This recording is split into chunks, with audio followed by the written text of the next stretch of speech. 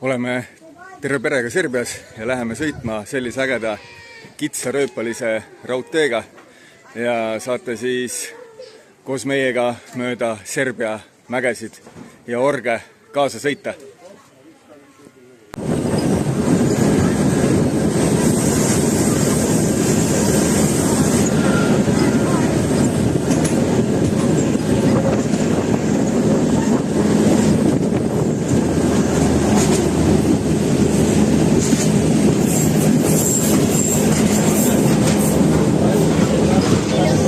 Keset reisi tehakse ka peatusi, saab käia WC-s või siis osta suveniire, osta snäkke, osta jäätist, võib-olla õlut ja tuleb tunnistada, mind kõige rohkem paelub